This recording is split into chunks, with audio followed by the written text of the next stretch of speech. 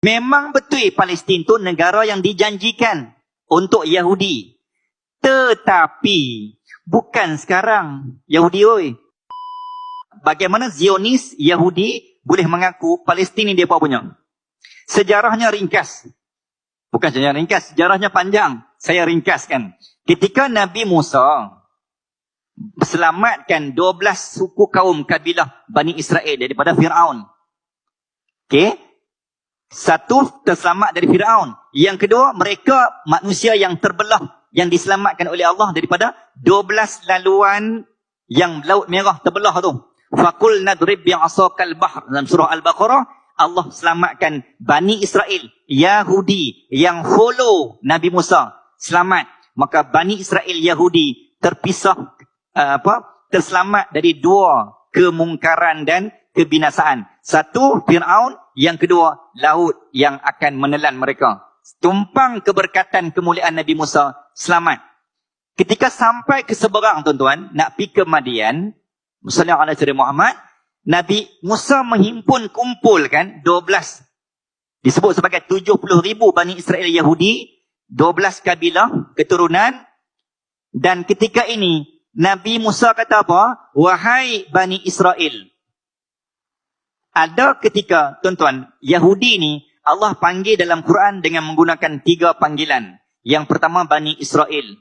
Ya Bani Israel, adhkuru ni'mati allati an'amtu alaikum. Bila Allah sebut tentang nikmat, Allah guna Bani Israel. Wahai Bani Israel, ingat nikmat hampa tu banyak. Hampa hidup 123,988 Nabi lahir dari keturunan mereka. Maka Yahudi rasa kemah, bangga, action, ketegak, apa lagi? Action lah. Sebab, kami ni Nabi-Nabi bangsa kami kot. Excuse me. Maka dia berjalan dengan kesombongan. Sebab Nabi-Nabi majority bangsa dia. Hanya 4 orang saja bangsa Nabi berbangsa Arab. Maksud Nabi Muhammad. Majority, mostly semua Bani Israel. Yang kedua, nama Yahudi Allah guna Ahlul Kitab. Bila cerita tentang agama, Allah menggunakan Ya Ahlul Kitab, merujuk kepada Yahudi. Dan panggilan Yahudi yang ketiga dinamakan Yahudi. 8 kali Allah sebut dalam Quran. Bila cerita tentang bangsa, Allah sebut menggunakan perkataan Yahudi. Walan tarda ankal Yahud walan Nasara hatta Yahud. Sallallahu alaihi wasallam. Okey. Tuan-tuan boleh follow? Faham? Okey. Ketika Yahudi diselamatkan oleh Allah melalui tangan Nabi Musa, Nabi Musa ajak pergi Palestin. Ni sejarah dah ni. Kanaan, tempat Nabi Ibrahim tu. Okey. Nabi Musa kata, ni, kita ni dah selamat dah ni. Kita sudah bebas dari Firaun. Hampa jom ikut aku. Jom ke Palestin. Promised land. Tanah yang dijanjikan. Ketika itulah tuan-tuan, yang kata Yahudi ni, yang tak nak percaya, yang talang bermuka-muka, yang orang yang memang mudah mengkhianati. Pagi beriman, petang kafir. Pagi dia sokong, petang dia boykot. Pagi dia puji, petang dia keji. Pagi dia ajak, petang dia ejek. Ini yang katakan Yahudi ni. Musuh dalam lipatan, gunting dalam lipatan, musuh dalam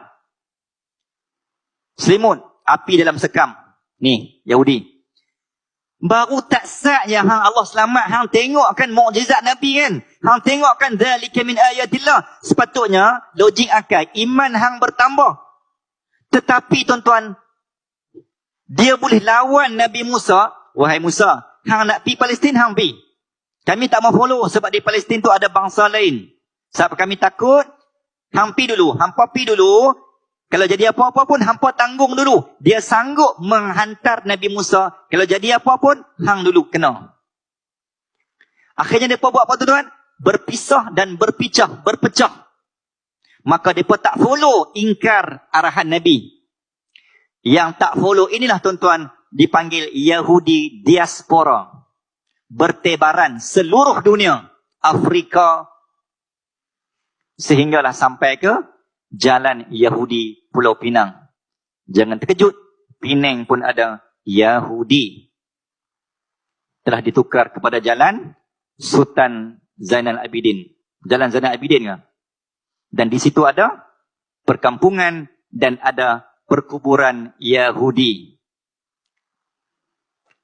Tapi saya tak sebut itu ada kaitan dengan Zionis.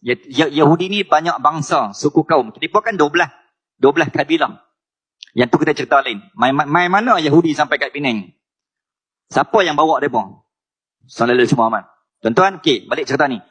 Ketika mereka menjelajah dan tinggal Nabi, tuan-tuan, sampai hati.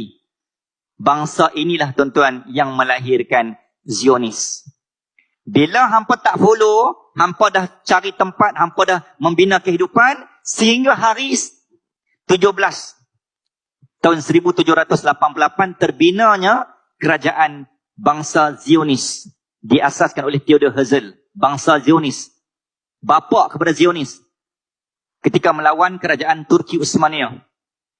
Dia ni yang bawa doktrin dan naratif bahawa, weh, hampa kena cari tanah, weh. Kita kena cari negara kita. Dan negara kita adalah Palestin. Sebab itu memang negara kita. Memang betul Palestin tu negara yang dijanjikan untuk Yahudi.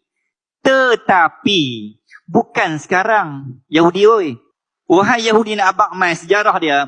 Negara yang dijanjikan Palestin tu bukan sekarang. Ni, zaman yang hang ikut Nabi Musa tu. Kalau hang ikut time tu, memang betul Palestin untuk kamu. Tapi bukan sekarang. Tawaran tu dah tamat. Tiba-tiba lah ni, hampa baru nak mengaku kata Palestin tu negara hampa. Yang time, waktu orang suruh pergi masuk, hampa tak mau pergi. Sallallahu alaihi wasallam. Ini panggil Yahudi ni. Itu sejarah dia, kenapa dia claim. Dia buat claimant bahawa Palestin tanah dia.